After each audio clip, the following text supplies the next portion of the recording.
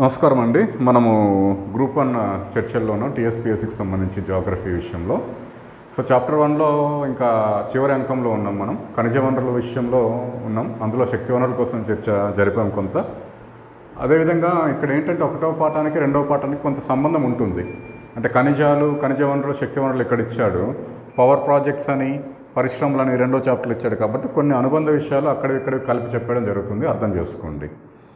మనం శక్తి వనరులకు సంబంధించి నిన్న మనం లాస్ట్ క్లాస్లో దేనికోసం మాట్లాడమంటే ఈ యురేనియం, థోరియం వీటితో పాటు అణు విద్యుత్ ఉత్పత్తి కేంద్రాలు, భారత అణు విధానాలు వాటి కోసం మాట్లాడడం జరిగింది ఎంతో కొంత. ఇప్పుడు మనం దాని తర్వాత మరో శక్తి వనరుగా మనం అత్యంత కీలకమైన ఒక అంశం కోసం మాట్లాడుతున్నాం, ముడి చమురు.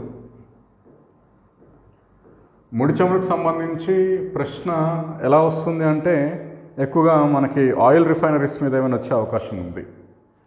ఓకే, నేను అందుకే చమురు ఉత్పత్తి ఎప్పుడు అంటే ఏ రాష్ట్రాల్లో ఉన్నాయి లొకేషన్స్ అవన్నీ చెప్తూ, ఆయిల్ రిఫైనరీస్ కోసం చెప్తూ, వ్యూహాత్మక ముడి చమురు నిల్వ కేంద్రాల కోసం చెప్తూ, వీలుంటే మనం దిగుమతి చేసుకుంటున్న కొన్ని దేశాల వివరం కూడా మీకు ఇవ్వడం జరుగుతుంది.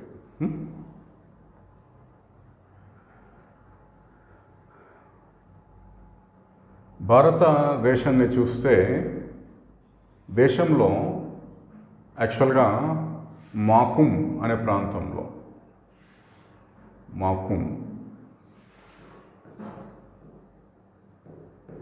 మొదట పెట్రోల్ కనుక్కోవడం జరిగింది అస్సాంలోనే. ఆ తర్వాత ఇంకోటి నాంఫ్రమ్ ఏదో ఇంకో దగ్గర కూడా కనుక్కోవడం జరిగింది, కానీ వెలికి తీయలేదు. ఒకవేళ వెలికి తీసినప్పటికీ త్వరగా మూసివేయబడింది ఇక్కడ మాకుంలో.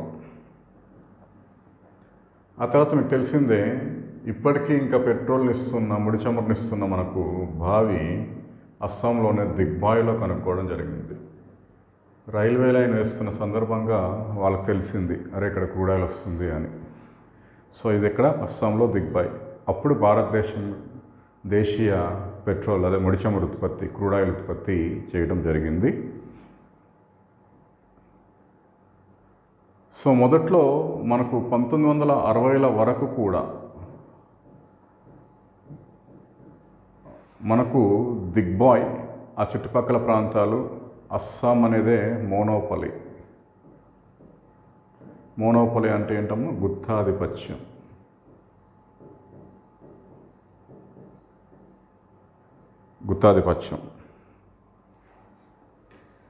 ఓకే,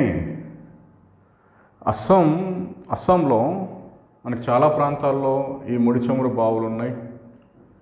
నహర్కతి అనే ప్రాంతం, ఓకే, నూనుమతి అనే ప్రాంతం,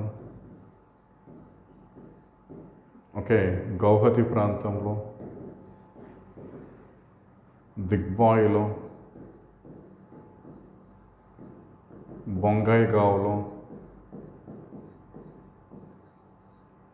ఇలా చాలా ప్రాంతాల్లో కనుక్కున్నారు. ప్రస్తుతం అస్సాంతో పాటు మనకు నాగాల్యాండ్లో, అరుణాచల్ ప్రదేశ్లో, త్రిపురలో కూడా కొన్ని తవ్వకాలు చేస్తున్నారు. దేనికోసం? ముడి చమురు కోసం. ఓకే, ఆ తర్వాత మనకు అనూహ్యంగా పెట్రోల్ అనేది తీరం అవతల కనుక్కోవటం జరిగింది. దీన్ని మనం ఒకవేళ సముద్రం యొక్క ఖండతీర పంచు నుంచి వెలికి తీస్తే దాన్ని ఏమంటామంటే ఆఫ్ షోర్ అని అంటాం. లోపల వెలికి తీస్తే ఇక్కడెక్కడే దీన్ని ఆన్ షోర్ అని అంటాం. అంటే భారతదేశంలో మొట్టమొదటి ముడి చమురు బావి కానీ, ముడి చమురు ఉత్పత్తి కానీ ఆన్ షోర్లో జరిగింది అస్సాం స్టేట్లో. ఆ తర్వాత ఏమైందంటే మనకి ఆఫ్ షోర్లో కనుక్కోవటం జరిగింది. 1960స్కి వచ్చేటప్పటికి ఆఫ్ షోర్లో మనం కనుక్కున్న 60లలో కనుక్కున్న మొదటిది అలియాబెట్. ఈ ముడి చమురు బావి నర్మదా ముఖద్వారంలో ఉంటుంది. ఇది యాక్చువల్గా నర్మదా ముఖద్వారం వద్ద నర్మదా యొక్క నిక్షేపణ చర్య వల్ల ఏర్పడ్డ దీవి అని అంటాం. అలియాబెట్, కడియాబెట్ అనే దీవులు. దీని తర్వాత మనకు పశ్చిమ తీరంలోనే అలియాబెట్ ఒకటి, బాసిన్ ఒకటి కనుక్కోవటం జరిగింది. బాసిన్ అనే ప్రాంతం. ఈ ప్రదేశాలు గుర్తుంచుకోవాలి మీరు. దేనికి సంబంధించి? ముడి చమురు ఉత్పత్తికి సంబంధించి. దీని తర్వాత ఏం చేశారంటే మనకు పశ్చిమ తీరంలోనే అత్యంత గొప్పది, ప్రస్తుతం భారతదేశంలో 30% దేశీయ ఉత్పత్తుల్లో 30% ముడి చమురు ఎక్కడి నుంచో వస్తుంది. దాన్ని కనుక్కోవడం జరిగింది Bombay high. Bombay high. So Bombay high అనేది భారతదేశంలో అతిపెద్ద ముడి చమురు బావి. ఇక్కడున్న ఆ ప్లాట్ఫామ్స్ని సాగర్ సామ్రాట్ అని అంటాం. భారతదేశం మొత్తం దేశీయంగా ఎంతైతే ముడి చమురు ఉత్పత్తి చేస్తుందో దాంట్లో 30% దీని ఒక్కదాని నుంచే వస్తుంది. దీని నుంచి బాంబే హై. బాంబే హై. ఈ విషయం గుర్తుంచుకోవాలి. ప్రస్తుతం దేశీయ ముడి చమురు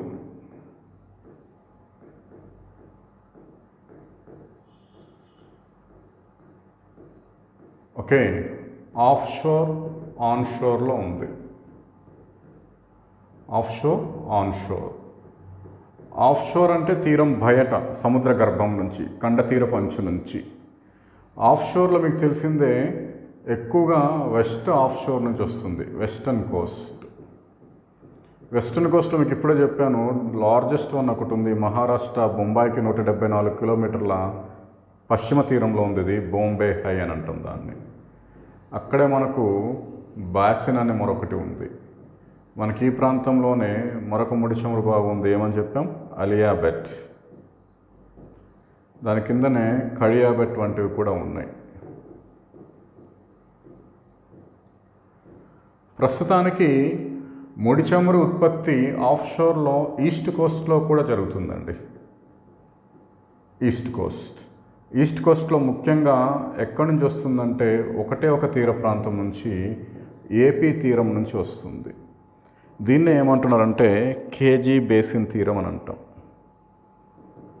ఇది మనకు తూర్పుగోదావరిలోని రవ్వ అనే గ్రామం, కృష్ణా జిల్లాలోని లింగాల అనే గ్రామం, ఈ 2 గ్రామాల మధ్య తీరరేఖ ఏదైతే ఉందో దాంట్ నుంచి ఉత్పత్తి చేయడం జరుగుతుంది. ఏపీకి ఉన్న ప్రత్యేకత ఏంటి అని అంటే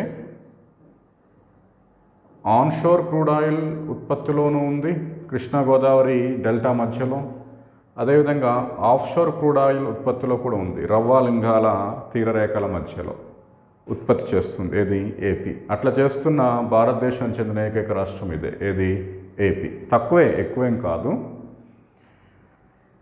ఓవరాల్గా భారతదేశంలో వెస్ట్ కోస్ట్ ఎక్కువ ఉత్పత్తి చేస్తుంది.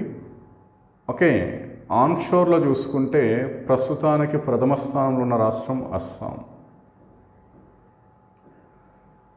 అస్సాంలో ఇప్పటివరకు మీకు చెప్పాను బావిలు ఏంటేంటి? నహర్ కతియా అనే ఒకటి, నూనుమతి అనే ఒకటి, దిగ్బాయ్ అనే ఒకటి, బొంఘై గావ్ అనే ఒకటి, గౌహతి అనే ఒకటి, ఇలా ఉన్నాయి. గౌహతి, నెక్స్ట్ ఉన్నాయి, చాలా ఉన్నాయి. ఏమి శిబ్ సాగర్ అని ఒకటి, రుద్రసాగర్ అని ఒకటి, ఇలాంటివి ఉన్నాయి. ఎక్కడ? శిబ్ సాగర్, రుద్రసాగర్, ఇవన్నీ అస్సాంలో ఉన్న ముడి చమురు బావులు. మీరు పేర్లు వినండి. అంటే నేను కొంచెం స్పీడ్గా చెప్పాల్సి వస్తుంది, ఎందుకంటే సబ్జెక్ట్ మనం ఎక్కువ ఇవ్వాలి. ఇచ్చేటప్పుడు తప్పదు, కొంత స్పీడ్ అవుతాం. పదాలు ఇంపార్టెంట్ కాబట్టి పదాలు నోటి ద్వారా వస్తున్నాయి కాబట్టి వినండి. ఇక్కడ ఇది చూడకండి. ఇంకా అస్సాం నహర్ కతియా, నూన్మతి, దిగ్బాయ్, బొంగాయిగావ్, గౌహతి, శిబ్సాగర్, రుద్రసాగర్ లాంటివి. అస్సాం తర్వాత రాష్ట్రాలలో 2వ స్థానంలో మనం దీన్ని చెప్పుకోవచ్చు గుజరాత్.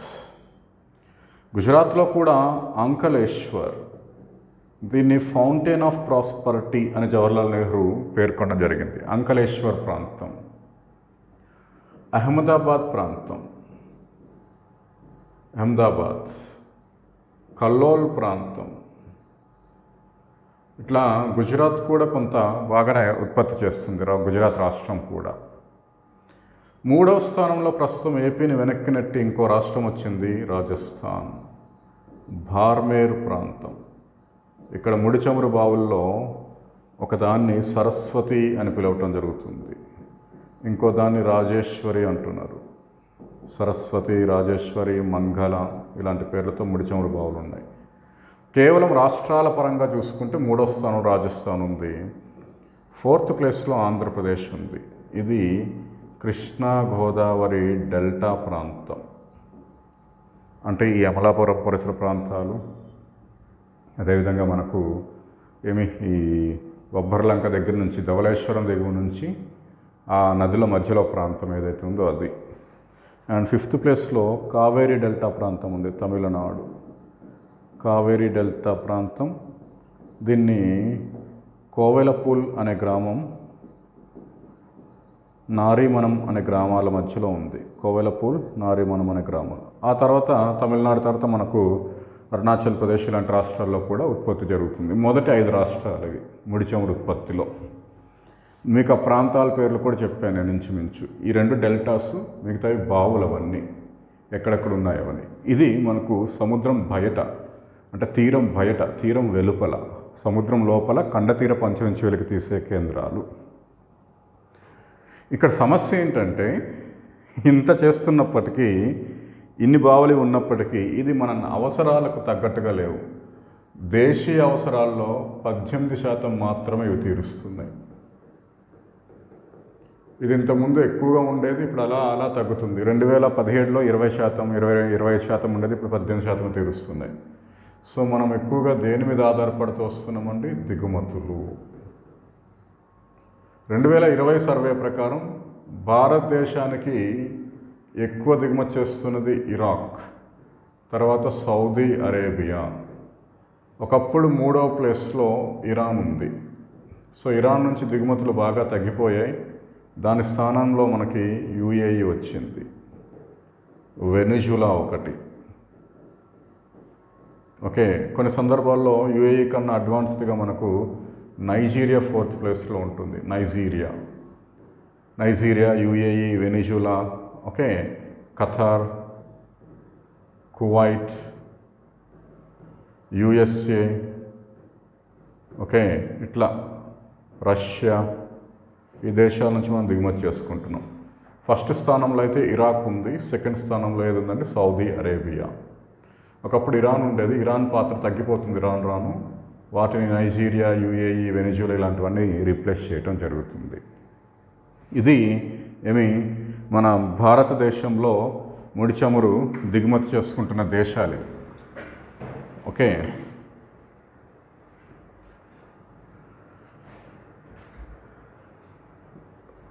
సో ఈ ప్రాంతాల నుంచి దిగుమతి చేసుకుంటున్నాం, ఇక్కడ ఉత్పత్తి చేస్తున్నాం. ఇదంతా కూడా ఏమిటి? ముడి చమురు. అది పెట్రోల్, డీజిల్ కాదు. అర్థమవుతుందా? సో ముడి చమురుని మనం దిగుమతి చేసుకుంటున్నాం, పెట్రోల్ని కాదు. కాబట్టి మనకి సెల్ఫ్గా ఒక ఇండస్ట్రీని ఏర్పాటు చేసుకున్నాం. దాన్నే శుద్ధి, చమురు శుద్ధి అని పిలుస్తాం. చమురు శుద్ధి కర్మాగారాలు ఏమంటున్నామంటే ఆయిల్ రిఫైనరీస్. ఇవి కూడా బ్రిటిషర్స్ కాలం నుంచే ప్రారంభించబడ్డాయి. ప్రస్తుతం అన్నీ మనకు ఇంచుమించు కొన్ని కేంద్ర ప్రభుత్వం ఆధీనంలో ఉన్నాయి. 1-2 రాష్ట్ర ప్రభుత్వాలు కూడా పెట్టుబడులు పెట్టున్నాయి. 1-2 మనకు ఉమ్మడి సెక్టర్లో ఉన్నాయి, కొన్ని ప్రైవేట్ ఆధీనంలో ఉన్నాయి. సో మనం భారతదేశంలో చమురు శుద్ధి కర్మాగారాల్లో పురాతనమైనది, ఆసియాలోనే ఆసియాలోనే మొదటి చమురు శుద్ధి కర్మాగారం మన భారతదేశంలోనే ఏర్పాటు చేయడం జరిగింది, ఆయిల్ రిఫైనరీ. అది మీ అందరికీ తెలిసిందే, దిగ్బాయ్. ప్రస్తుతం ఇది IOCL ఆధీనంలో ఉంది. ఓకే, ప్రశ్న నేను గెస్ చేస్తున్న ప్రశ్న ఏమి అంటే, ఈ చమురు దీనికి సంబంధించి దేశంలో చమురు శుద్ధి కర్మాగారాల ఏర్పాటు ప్రక్రియను వివరించండి. అంటే ఏ దశల్లో ఎక్కడెక్కడ ఏర్పాటు చేశారు అనేది, ఏ దశల్లో ఎక్కడెక్కడ ఏర్పాటు చేశారు అనేది వివరించండి అని అడుగుతాడు. నేను ఎలా రాయాలనేది నేను చెప్తాను మీకు. ముందు చమురు శుద్ధి కర్మాగారాల లొకేషన్స్ అవన్నీ చూసి వాటి వైపుకి వెళ్దాం మనం.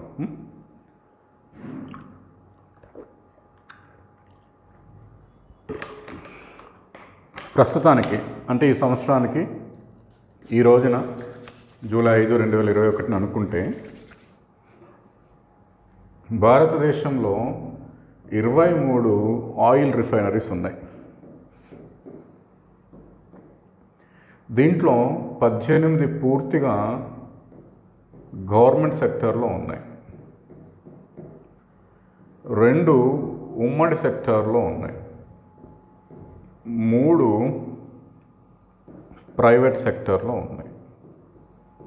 ఉమ్మడి అంటే మన గవర్నమెంట్తో పాటు, మన గవర్నమెంట్ సెక్టర్ యూనిట్తో పాటు ప్రైవేట్ సెక్టర్ యూనిట్ కానీ లేదా ఏదైనా ఒక దేశం కానీ పెట్టుబడి పెట్టుండాలి, అప్పుడు దాన్ని ఉమ్మడి అని అంటాం. ఓకేనా? నేను మీకు మొత్తం ఈ 23 లొకేషన్స్ మీకు చూపెట్టి ఆ ఏర్పాటు ప్రక్రియ ఆధారాలు ఏంటి, వాటికి క్రైటీరియా ఏంటి అని చెప్తాను. అదే మీకు రేపొద్దున ఆన్సర్గా రావచ్చు. ఓకే,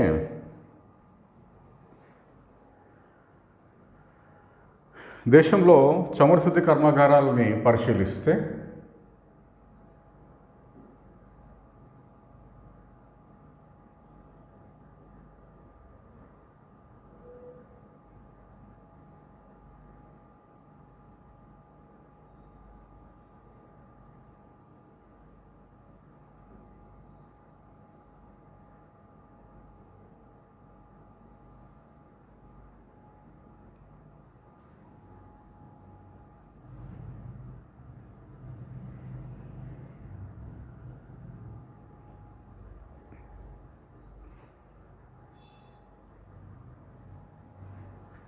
ఏదో ఒక వైపు నుంచి వెళ్దామండి, ఇటు నుంచి వెళ్దాం.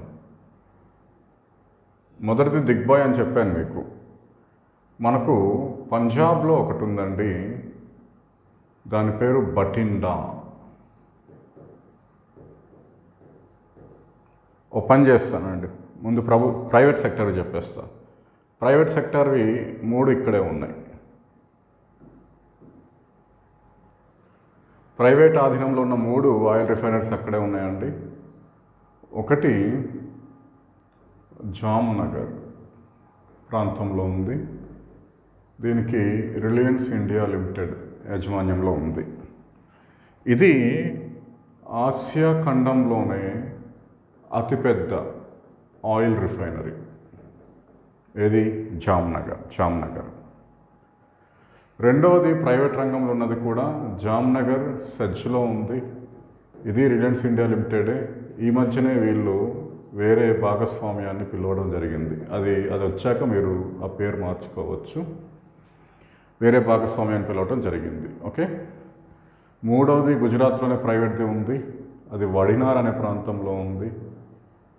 దీనికి ఎస్ఆర్ ఆయిల్ వాళ్ళు దీని యజమానులు.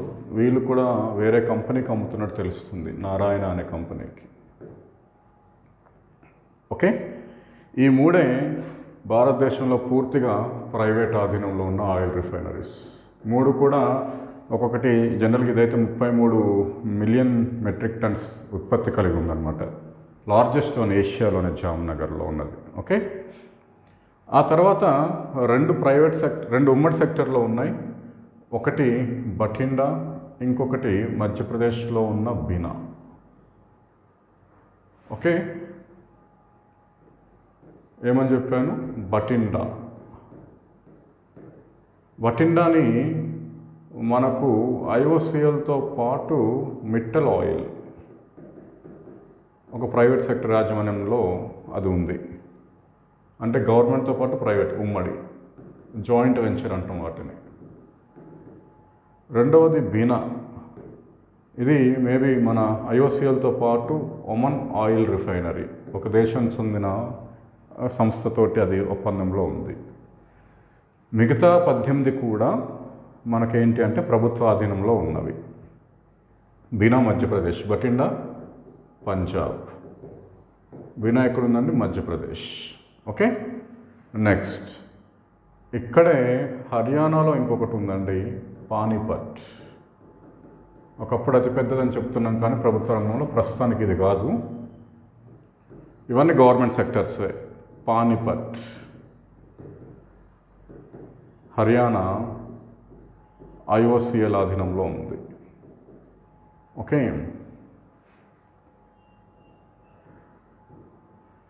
ఇంకొకటి అక్కడ ఉత్తరప్రదేశ్లో ఒకటి ఉంది, మధుర. వివాదాల్లో ఉంటుంది ఎప్పుడు యూపీ.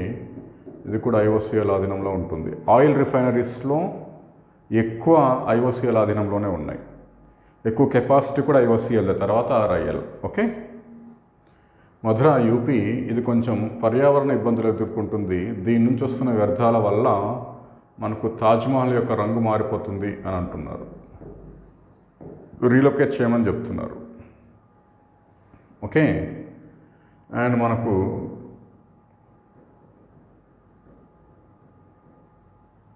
గుజరాత్లో ఒక గవర్నమెంట్ సెక్టర్ది కూడా ఉంది, కొయాలి ఐఓసిఎల్. మహారాష్ట్రలో ముంబైలో 2 ఉన్నాయి గవర్నమెంట్ ఆధ్వర్యంలోనే, గవర్నమెంట్ సెక్టర్ యూనిట్స్. ముంబై 2 ఉన్నాయి, ఒకటి హెచ్పిసిఎల్, ఇంకొకటి బీపీసీఎల్. ఎక్కడ? మహారాష్ట్ర. మహారాష్ట్రలో కొయాలి, ముంబై. మహారాష్ట్రలో ఇంకొకటి నిర్మాణంలో ఉందండి, రత్నగిరి ఏరియాలో. ఇది యాక్చువల్గా ప్రపంచంలోనే అతిపెద్ద గ్రీన్ ఆయిల్ రిఫైనరీగా ఉండొచ్చు. అంటే బ్లెండింగ్ ప్రక్రియ ద్వారా ఓకే మనకు మీథేన్ని ఎక్కువగా తీసుకొని ఆయిల్ యొక్క పరిమాణాన్ని తగ్గించి దాని నుంచి వచ్చే వ్యర్థాన్ని తగ్గించి ఒక ఆయిల్ రిఫైనరీని ఏర్పాటు చేయబోతున్నారు. అర్థమైందండి? దీనికి సహకరిస్తున్న దేశం సౌదీ అరేబియా. మనకు లార్జెస్ట్, మన ఇండియాకి రెండో లార్జెస్ట్ ఎక్స్పోర్టర్ అది సౌదీ అరేబియా పెట్రోల్లో. సౌదీ అరేబియాతో పాటు మన public sector companies HPCL, IOCL, BPCL, ఈ 3 భాగస్వామ్యంతో సౌదీ అరేబియాతో కలిపి ఏం చేస్తున్నాం? దీన్ని నిర్మిస్తున్నాం. ప్రపంచంలోని అతిపెద్ద గ్రీన్ ఆయిల్ రిఫైనరీ అని అంటాం దాన్ని. అదేవిధంగా భారతదేశం యొక్క 24వ ఆయిల్ రిఫైనరీ నిర్మాణంలో ఉంది. 24th ఆయిల్ రిఫైనరీ నిర్మాణంలో ఉంది. ఇది 2023 కల్లా పనిచేస్తుంది. బార్మేర్, రాజస్థాన్ ఎడారి ప్రాంతంలో.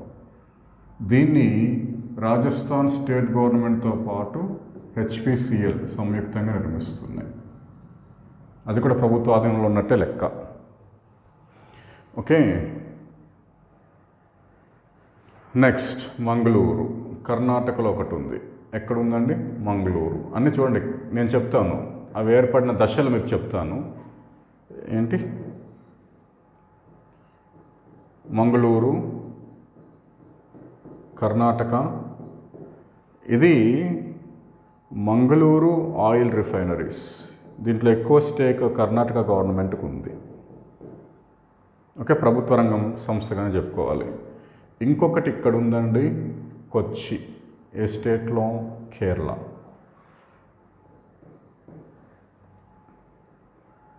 కొచ్చి కేరళ బీపీసీఎల్ ఆధ్వర్యంలో ఉంది. ప్రభుత్వ రంగంలో అతిపెద్ద ఆయిల్ రిఫైనరీ ఇప్పుడు ఇది. ప్రభుత్వ రంగంలో అతిపెద్ద oil refinery 15.5 million metric tons కెపాసిటీతో ఉంది అది. తమిళనాడులో 2 ఉన్నాయండి.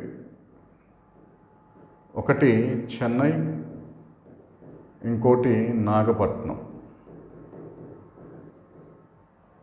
ఓకే, సో ఒకటి ఎక్కడ? చెన్నై, ఇంకోటి ఎక్కడ? నాగపట్నం. ఈ రెండిటికి సిపిసిఎల్, చెన్నై పెట్రోకెమికల్ లిమిటెడ్ అనేదే ఓనర్షిప్. తమిళనాడు గవర్నమెంట్ వాటా ఎక్కువగా ఉంది దీంట్లో. ఆంధ్రప్రదేశ్లో 2 ఉన్నాయండి. ఒకటి తాటిపాక, ఇంకొకటి విశాఖపట్నం. తాటిపాక ఆంధ్రప్రదేశ్ ఓఎన్జీసీ ఆధ్వర్యంలో ఉంది. ఇది ఇన్ఫ్యాక్ట్ దేశంలో అత్యంత చిన్న ఆయిల్ రిఫైనరీ ఇదే, smallest one. Tatipaka. Okay, Visakhapatnam HPCL ఆధ్వర్యంలో ఉంది. ఓకే, అండ్ మనకు ఒడిస్సాలో ఒకటి ఉంది 17, పారాదీప్. ఇది కూడా ఐఓసిఎల్. అండ్ మనకు వెస్ట్ బెంగాల్లో ఒకటి ఉంది తీర ప్రాంతంలోనే, ఒడిస్సాలో ఇక్కడ పారాదీప్, హల్దియా. సో హల్దియా, ఇంక ఇవన్నీ మిగిలిపోయినవన్నీ ఐఓసిఎల్ వెస్ట్ బెంగాల్. అండ్ బీహార్లో ఒకటి ఉంది భరౌని అనే ప్రాంతం. ఓకే, 19 భరౌని ఎక్కడండి?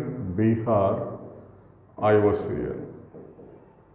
మిగతా 4, 23 కదా, అన్నీ ఒకటే రాష్ట్రం ఉన్నాయి. ఆ 4 కూడా ఈ స్టేట్. ఎన్ని ఉన్నాయి ఇక్కడ? 4.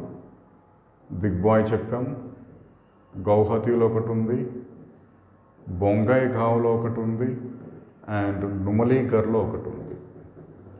ఈ 3టికి ఐఓసిఎల్ఏ. దీనికి నుమలీగర్ ఆయిల్ రిఫైనరీ అని అంటాం. ఓకే, 20, 21, 22, 23 ఈ 4 ఏ స్టేట్లో ఉన్నాయి? అస్సాం. 20, 21, 22 గుర్తుంచుకోండి, దిగ్బాయ్, ఓకే, బొంగైగావ్, గౌహతి. వీటికి ఓనర్ ఐఓసిఎల్.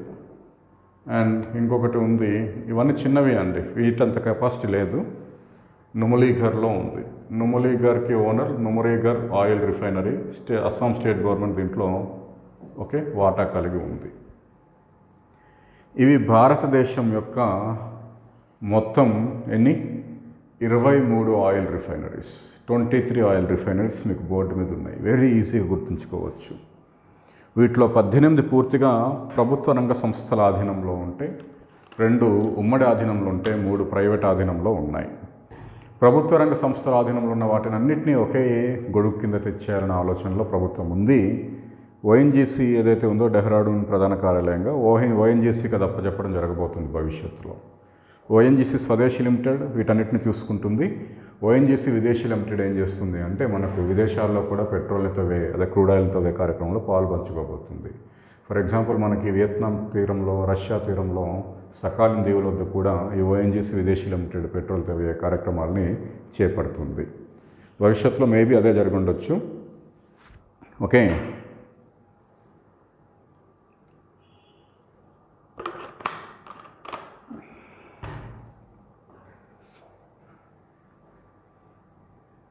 సరే సార్, మరి దీనికి పరిశ్రమలకు జోడింపుగా ఎలా అడుగుతాడు అని అంటే, ఏర్పాటు ప్రక్రియలో వివిధ దశల్లో కారణాలేంటి, ఎట్లా ఏర్పాటు చేశారు అనేది చూద్దాం.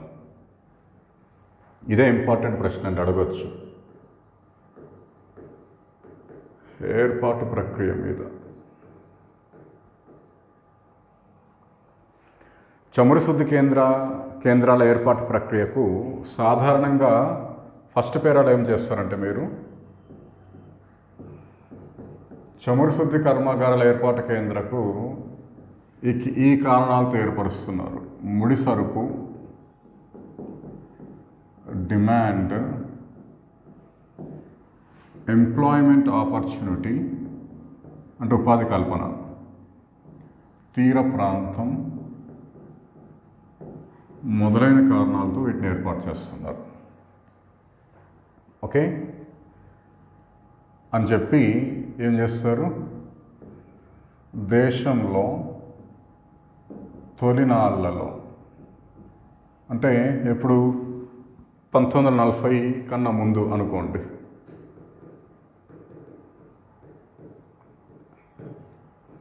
ముడి సరుకు ఉన్న ప్రాంతంలో రిఫైనరీలను ఏర్పాటు చేయడం జరిగింది. రిఫైనరీలను ఏం చేస్తారంటే ఏర్పాటు చేయడం జరిగింది అని చెప్పి, ఉదాహరణకు ఏమని చెప్తారు, ఉదాహరణకు దిగ్బాయ్, ఓకే, గౌహతి ఎట్సెట్రా. ఆ తరువాత అక్కడ ఉత్పత్తి చేస్తున్నప్పటికీ కూడా అక్కడ ఎక్కువగా వినియోగించుకోవట్లేదు. ఆ తరువాత వినియోగం ఎక్కడైతే ఉందో అక్కడ డిమాండ్ ఆధారిత చమురు శుద్ధి కర్మాగారాల స్థాపన జరిగింది. ఇలా రాయాలి. చమురు శుద్ధి కర్మాగారాల స్థాపన జరిగింది. ఉదాహరణకు పానిపట్, మధుర, ఓకే, బరౌని, ముంబై ఎట్సెట్రా. ముంబైలో 2 ఉన్నాయి, ఒకటి ఇలా పెట్టుకోవచ్చు. ఆ తర్వాత కొన్ని ప్రాంతాలలో ఉపాధి కల్పన కారణంతో కూడా ఏర్పాటు చేయడం జరిగింది. ఉపాధి కల్పన కారణంతో ఎగ్జాంపుల్ ఏదో చెప్పొచ్చు. ఓకే, అస్సాంలో నుములీగరనో, లేకపోతే బటిండా అనో, ఓకే, లేకపోతే మనకు నాగపట్నం అనో, తాటిపాక అనో ఇలాంటి చెప్పవచ్చు. ఓకే, ఆపై ఏం జరిగిందంటే, ఆపై ముడి చమురు కోసం ఎక్కువగా దిగుమతులపై ఆధారపడి ఉన్నాం. దేని మీద? దిగుమతులపై ఆధారపడ్డాం. కాబట్టి దిగుమతులు జరిగే ప్రాంతమైన తీర ప్రాంతం, అందులో నౌకాశ్రయాలకు సమీపంలో ఏర్పాటు చేయటం జరిగింది. దేనికి సమీపంలో? నౌకాశ్రయాలకు సమీపంలో. ఉదాహరణకు మంగళూరు, కొచ్చి, చెన్నై, విశాఖపట్నం, ఓకే, ఇంకా పారాదీప్, హల్దియా ఇలాంటివి. ప్రస్తుతానికి ముడి సరుకు, ఓకే, డిమాండ్,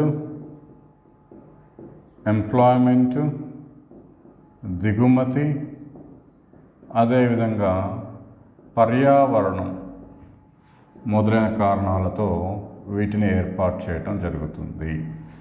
ఉదాహరణకు రత్నగిరి,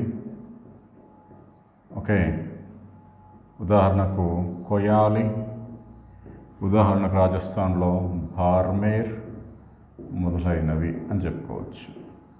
ఇట్లా రాయాల్సి ఉంటుంది. మీరు ఇక్కడ ఈ పేర్లు నేను పట్టణంలో చూసినట్టు గుర్తుంచుకోవాలి. అంటే భారతదేశంలో చమురు శుద్ధి కర్మాగారాలు ఏవైతే ఉన్నాయో వాటి ఏర్పాటు ప్రక్రియలో వివిధ దశలను వివరించండి అని అడగచ్చు. ఫస్ట్ పేరా ఏంటంటే వాటి దేని ఏర్పాటు ప్రక్రియకైనా ముడిసరుకు ఒక ఆధారం. ఓకే, భారతదేశంలో తొలినాళ్ళలో ముడిసరుకు ఆధారం, ఆ తర్వాత ఉద్యోగ కల్పన ఆధారం, తర్వాత డిమాండ్ ఆధారం, తర్వాత తీర ప్రాంతాల ఆధారం, ఎందుకంటే దిగుమతులు జరుగుతున్నాయి కాబట్టి. ఇప్పుడు ముడిసరుకు ఆధారంగా ఆ ప్రాంతానికి ఉద్యోగ కల్పన చేయాలనే ఉద్దేశంతో వెనుకబడిన ప్రాంతమైన బార్మర్లు ఏర్పాటు చేస్తున్నారు. అదేవిధంగా దిగుమతి ఆధారంగా, దిగుమతితో పాటు పర్యావరణ పరిరక్షణలో భాగంగా బ్లెండింగ్ ప్రక్రియ ద్వారా గ్రీన్ ఆయిల్ రిఫైనరీని ఎక్కడ? రత్నగిరిలో ఏర్పాటు చేస్తున్నారు. అదేవిధంగా ముడిసరుకుతో పాటు ఎంప్లాయ్మెంట్ ఆపర్చునిటీ కోసం మనకు కొయాలిలో కూడా ఏర్పాటు చేశారు. ఇలాంటి కారణాలు మనం చెప్పుకుంటూ రాయాలి. మొదట ప్రభుత్వ రంగమే ఉంది. ఎకనామికల్ రిఫార్మ్స్లో భాగంగా ప్రైవేట్ రంగానికి కూడా అవకాశం కల్పించారు. ప్రభుత్వ ప్రైవేట్ భాగస్వామ్యం ఉంది. ప్రభుత్వ రంగంలో పెట్రోలియం శాఖ కిందకు ఉన్నప్పటికీ కూడా పెట్టుబడులు రాష్ట్ర ప్రభుత్వం కూడా పెట్టుకోవచ్చు. భూసేకరణ వీటన్నిటిని కూడా ఆదాయంగా పెట్టుబడిగా చూపెట్టుకుంటూ రాష్ట్ర ప్రభుత్వాలు వీటిలో తమ వాటాని నిలబెట్టుకుంటున్నాయి. కొంత పెట్టుబడి కూడా ఇస్తున్నాయి అన్నమాట. ఇట్లా మనం ఈ ప్రశ్నకు సమాధానం చెప్పాలి. డిమాండ్ ఆధారిత 1-2 ఎగ్జాంపుల్, ముడిసరుకు ఆధారిత, దిగుమతుల ఆధారిత, పర్యావరణ ఆధారిత ఒకటే రత్నగిరి, ఎంప్లాయ్మెంట్ ఆపర్చునిటీ ఆధారిత కొన్ని 1-2 అన్నీ కలగలిపి ఉంటాయి. ముంబై డిమాండ్ ఉంది, దిగుమతి జరుగుతున్న ప్రాంతం. అదేవిధంగా ముడిసరుకు దగ్గరలో బాంబే హై నుంచి ఉత్పత్తి అవుతుంది. అదేవిధంగా ఎంప్లాయ్మెంట్ ఆపర్చునిటీ కూడా ఇస్తుంది. ఈ విధంగా కొన్నిటికి మనం మల్టిపుల్ ఎగ్జాంపుల్స్ కూడా చూపెట్టవచ్చు. ఇట్లా దీన్ని మనం క్లోజ్ చేయాల్సి ఉంటుంది ఈ ప్రశ్నకు సమాధానాన్ని. అర్థమైందండి? దీంతో ఆల్మోస్ట్ ముడిసరుకుకు సంబంధించి మనకి జనరలైజ్ అంతా అయిపోయినట్టే. ఒక 10 మార్క్స్ క్వశ్చన్స్ సంబంధించిన సమాధానం దొరికినట్టే. అయినా మిస్ అయిపోతుంది ఏదైనా ఉద్దేశంతో ఒక చిన్న కాన్సెప్ట్ దీంట్లో ఉంది, అది నేను కవర్ చేయాల్సిన బాధ్యత ఉంది కాబట్టి చెప్తున్నాను. 1990స్లో అంటే ఈ దశకంలో మనకు గల్ఫ్ యుద్ధం జరిగింది. అంటే ఆ దేశాలు ఏవైతే ఉన్నాయో సౌదీ అరేబియా, ఇజ్రాయిల్ దగ్గర నుంచి ఇరాన్ కోస్ట్ వరకు ఉన్న దేశాలు, Iran, Iraq, Saudi, Kuwait, Qatar, Oman, UAE, Syria and Israel, Jordan, Lebanon ఇలాంటి దేశాలు. ఆ యుద్ధం సందర్భంలో ఈ దిగుమతులు చేసుకుంటున్న దేశాలు ప్రపంచంలో ముడి చమురు దిగుమతిలో మనకన్నా ముందు ఈ దేశం ఉంది. దీని తర్వాత రెండో ప్లేస్లో మనమే ఉన్నాం. ఎవరు? ఇండియా. అంటే అక్కడ ఏమి జరిగినా సంకటం ఎవరికి జరుగుతుందంటే చైనాకి, ఇండియాకే. ఓకే, సో ఇలాంటి యుద్ధాలు జరుగుతున్నప్పుడు వాటి యొక్క రవాణా మీద, వాటి యొక్క ఎగుమతుల మీద ఆధారపడుతుంది. లేదా రూపీ వాల్యూలో డాలర్ వాల్యూలో తేడా వచ్చినా అది ఉంటుంది. లేదా ఎక్కువ విపరీతంగా పెరిగిపోయినా దాని యొక్క రవాణా మీద, దాని మీద ఎగుమతి మీద దాని ప్రభావం ఉంటుంది. లేదా మనం వేరే టెక్నాలజీ వైపు వెళ్తున్నా దాని యొక్క ఎగుమతి మీద ప్రభావం ఉంటుంది. ఈ టైంలో మనం ఈ యుద్ధం జరుగుతున్నప్పుడు భారతదేశంలో ఉన్న ముడి చమురు ఏదైతే ఉందో అప్పుడు చాలా తక్కువగా ఉండి తాత్కాలిక ఆందోళన భారతదేశంలో మొదలైంది. ఎలా ఆర్థిక వ్యవస్థను ఎలా నడపడం అది లేకుండా అన్నట్టు. ఓకే, సాధారణంగా దిగుమతుల మీద ఆధారపడకుండా ఉండాలి అంటే ముడి చమురు, ఆ ముడి చమురు ఆధారిత పరిశ్రమలు, ఆ ఆధారిత ఆర్థిక వ్యవస్థ మనం ఏం చేసుకోవాలి? దేశీయ ఉత్పత్తిని పెంచాలి. ఓకే, దేశీయ ఉత్పత్తిని పెంచుతూ ఉన్నాం, కానీ అది డిమాండ్కి తగ్గట్టుగా లేదు. ఆ విషయం గుర్తుంచుకోవాలి. అంటే పాపులేషన్ కూడా విపరీతంగా పెరుగుతుంది, ప్రజల్లో కూడా కొనుగోలు శక్తి పెరుగుతుంది. పర్హాప్స్ మేమే చూసుకుంటే మా 10th క్లాస్ వరకు 2001లో ఎప్పుడు అయింది, అప్పటికి కనీసం సైకిళ్ళు కూడా లేని పరిస్థితి. అప్పటికి మా గ్రామంలో మహా అయితే 2-3 బైక్స్ ఉన్నాయి. ఓకే, ఇప్పుడు మా గ్రామంలో ఒక 200 కుటుంబాలు ఉంటే 200 కాదు 250 వరకు బైక్ ఉన్నాయి. 250, 260, 300 బైక్స్ ఉంటాయి. ఇంకా చెప్పాల్సింది ఏంటంటే ఒక 15-20 కార్లు ఉంటున్నాయి. అంటే ఇక్కడ మళ్ళీ రేషన్ కార్డ్స్ కామన్. ఆ వైట్ రేషన్ కార్డుల సంఖ్యలో మాత్రం మార్పు లేదు. చూడండి, దరిద్రం ఏంటంటే వైట్ రేషన్ కార్డుల సంఖ్య మాత్రం పరిమితమే. అంటే అవి మాత్రం దాంట్లో మార్పు లేదు, అది పెరుగుతూ ఉన్నాయి. కానీ ఇక్కడ డిమాండ్ పెరుగుతూ మన దిగుమతుల్ని పెంచుకోవాల్సిన పరిస్థితి వచ్చింది. ఓకే, దాని ప్రత్యామ్నాయాల్లో మొదటిది ఏంటి అంటే, అన్నిటికన్నా ముఖ్యమైనది ఏంటంటే దేశీయ ఉత్పత్తి పెంచాలి. కానీ మనకంత వనరులు లేవు దేశంలో. రెండవది ఏంటి అని అంటే, ఓకే, ప్రత్యామ్నాయాల మీద దృష్టి పెట్టాలి. ప్రత్యామ్నాయాలంటే ఈ డీజిల్లో, ఈ పెట్రోల్లో ఎక్కడెక్కడ ఉపయోగపడుతుంది. ఒకప్పుడు డీజిల్ తోటి విద్యుత్ ఉత్పత్తి చేసేవాళ్ళు, ఇప్పుడు డీజిల్తో విద్యుత్ ఉత్పత్తి తగ్గింది. డీజిల్ ఆధారిత విద్యుత్ ఉత్పత్తి 0.5% కూడా లేదు మనకి ఇండియాలో. అంటే ఇండియా యొక్క స్థాపిత సామర్థ్యం 360 గిగావాట్లు అయితే కేవలం 700 మెగావాట్లు మాత్రమే డీజిల్ ఆధారిత విద్యుత్ ఉత్పత్తి ఉంది. ఆ విషయంలో తమిళనాడు ఫస్ట్ ప్లేస్లో ఉంది. ఎక్కువ అంటే 400 మెగావాట్ 300 మెగావాట్ ప్లాంట్ అక్కడే ఉంది. ఓకే, సో ప్రత్యామ్నాయాల మీద ఆధారపడాలి. అంటే డీజిల్ మొత్తం పోయి ఆ స్థానంలో బొగ్గేది వచ్చింది. అంటే ప్రత్యామ్నాయ ఇంధన వనరుల మీద దృష్టి పెట్టాలి. సో మనకి సహజ వాయువు ఆధారిత రవాణా వ్యవస్థను డెవలప్ చేయాలి, లేదా కోల్ బెడెడ్ మీథేన్ ఆధారిత రవాణా వ్యవస్థను డెవలప్ చేయాలి, లేదా ఎలక్ట్రికల్ వెహికల్స్ని పెంపొందించాలి, వాటిని ప్రోత్సహించాలి. ఓకే, లేదా సౌర విద్యుత్ ఆధారిత మనకు రవాణా వ్యవస్థను డెవలప్ చేయాల్సి ఉంటుంది. ఇంకొకటి ఏంటి అంటే, ఎప్పుడైతే వీళ్ళు మనకు దిగుమతి చేస్తున్నారో, లేదైతే మనం ఉత్పత్తి చేస్తున్న వాటిలో కొంత భవిష్యత్తు కోసం నిల్వ ఉంచుకోవాలి. ఇట్లా భవిష్యత్తు కోసం నిల్వ ఉంచుకోవడం అనేదే ఇప్పుడు ఒక ఇంపార్టెంట్ కాన్సెప్ట్. దాన్నే వ్యూహాత్మక ముడి చమురు నిల్వ కేంద్రాలు అని అంటాం. ఈ కాన్సెప్ట్ ఎప్పటి నుంచో ఉంది. నేను 2018లో ఎప్పుడో చెప్తున్నప్పుడు అండి, ఒక ఏరియాలో అప్పటికి లెసన్ చెప్తున్నాం. అక్కడ వాళ్ళు ఏం చేశారంటే నవ్వారు, అరే ఇదేంటో వ్యూహాత్మకత, ఇదేంటి మా పేరే చెప్తున్నాడని. ఓకే, జనరల్గా మన ఈ 23 ఆయిల్ రిఫైనరీస్ దగ్గర ఉన్న పలంగా విదేశాలు మనకు దిగుమతి చేయకపోతే ఆ 23 ఆయిల్ రిఫైనరీస్ దగ్గర ఉన్న వాటితో 65 రోజులు నెట్టుకొస్తాం మనం, 65 డేస్. అంటే వాళ్ళు అక్కడ రిఫైన్ చేస్తున్నప్పుడు వాళ్ళ దగ్గర కొంత స్టోర్ ఉంటుంది కదా, ఆ స్టోరేజ్ తోటి. సో వ్యూహాత్మక ముడి చమురు నిల్వ కేంద్రాలు భారతదేశానికి ప్రస్తుతం చాలా తక్కువ ఉన్నాయి. ఓకే, 3 ప్రదేశాల్లో మాత్రమే ఏర్పాటు చేయడం జరిగింది. ఒకటి విశాఖపట్నం, చాలా తక్కువ కెపాసిటీ 1.33 మిలియన్ మెట్రిక్ టన్స్. రెండవది మంగళూరు 1.5 మిలియన్ మెట్రిక్ టన్స్. మూడవది పాడూరు, ఇది కూడా కర్ణాటకలోనే ఉంది, 2.5. So 5.33 million metric turns capacity ఉంది.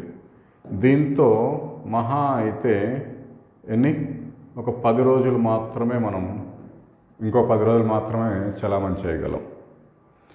మొన్న బడ్జెట్లో మరొక 2 ప్రదేశాల్లో ఏం చేశారంటే ఏర్పాటు ప్రక్రియకి ప్రారంభించారు. దాంట్లో ఒకటి ఒడిస్సాలో ఉన్న చండీఖేల్ అనే ప్రాంతం. ఓకే, ఒడిస్సాలోని చండీఖేల్. అండ్ రాజస్థాన్లో ఉన్న బికనీర్ అనే ప్రాంతం. ఇక్కడ 5 MMTs తోటి. అదే బడ్జెట్లో భవిష్యత్తులో ఇంకో 2 ప్రాంతాల్లో ఎక్స్టెండ్ చేద్దామని అంటున్నారు. ఈ పాడూరులో మరొకటి ఏర్పాటు చేద్దామంటున్నారు, 5 మిలియన్ మెట్రిక్ టన్స్. అండ్ గుజరాత్లోని రాజ్కోట్లో ఇంకొకటి 5 మిలియన్ మెట్రిక్ టన్స్ ఏర్పాటు చేద్దామంటున్నారు. ఓకే, వీటితో కూడా కలుపుకుంటే, అంటే ఈ రెండింటితో ఇది నిర్మాణ దశలు ఉన్నాయి కదా, వీటితో కలుపుకుంటే ప్రస్తుతానికి 87 రోజుల కెపాసిటీ వస్తుంది. వీటిని కూడా కలుపుకుంటే మేబీ ఒక 100 రోజులు ఉండొచ్చేమో మనకి భవిష్యత్ అవసరాలు తగ్గట్టుగా. అదే అమెరికా లాంటి దేశాలకైతే కనీసం 2 సంవత్సరాల పాటు ఇప్పుడున్న పెట్రోలు ఉత్పత్తి అంతా ఆగిపోయిన 2 సంవత్సరాల పాటు ఆ దేశం నడుస్తుంది. వాటికి అంత నిల్వలు ఉన్నాయి. వీటిని వ్యూహాత్మక నిల్వ కేంద్రాలు అంటాం. ఇంచుమించు ఆ ప్రాంతంలో అండర్ గ్రౌండ్లో పెద్ద ట్యాంకులు నిర్మాణం చేస్తూ దాంట్లో క్రూడ్ ఆయిల్ని నిల్వ చేయడం జరుగుతుంది. విశాఖపట్నంలో మేబీ ఆ కొండ ప్రాంతాల్లోనే ఎక్కడో అది నిర్మాణం చేశారు ఈ మధ్యన, డాల్ఫినస్ కొండల దగ్గర. దాంట్లో ఆ క్రూడ్ ఆయిల్ని నిల్వ పరుస్తున్నారనమాట. ఇది ఓపెన్ చేయడం జరిగింది. ఈ 3 ప్రస్తుతం పనిచేస్తున్నాయి. ఇవి నిర్మాణంలో ఉన్నాయి, ఇవి డిపిఆర్లో ఉన్నాయి, డీటెయిల్ ప్రాజెక్ట్ రిపోర్ట్లో. దీన్ని వ్యూహాత్మక ముడి చమురు నిల్వ కేంద్రాలు అని అంటాం. ఓకేనా? అంటే దిగుమతుల మీద ఆధారపడకుండా ఉండాలంటే దేశీయ ఉత్పత్తి పెంచాలి, ప్రత్యామ్నాయ మార్గాల్ని వెతకాలి. అంటే ముడి చమురు స్థానంలో ఇంకా వేటినైతే ఉపయోగించవచ్చో వాటిని ఉపయోగించడం చూడాలి. ఇంకోటి ఏంటంటే వ్యూహాత్మక ముడి చమురు నిల్వల్ని, స్ట్రాటజిక్ రిజర్వ్స్ని పెంచాల్సి ఉంటుంది. ఇది మన ముడి చమురుకు సంబంధించిన ఏదైనా వస్తే ప్రశ్న ఇలా రావచ్చు, మీరు ఈ విధంగా రాయాల్సి ఉంటుంది.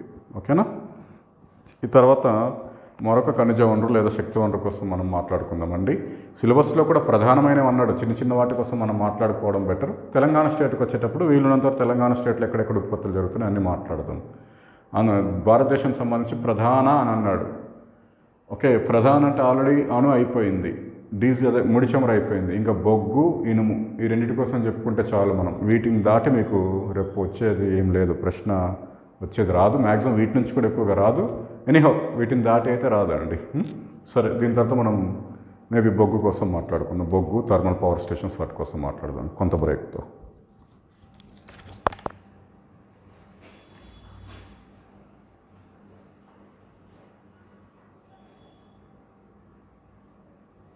శివ,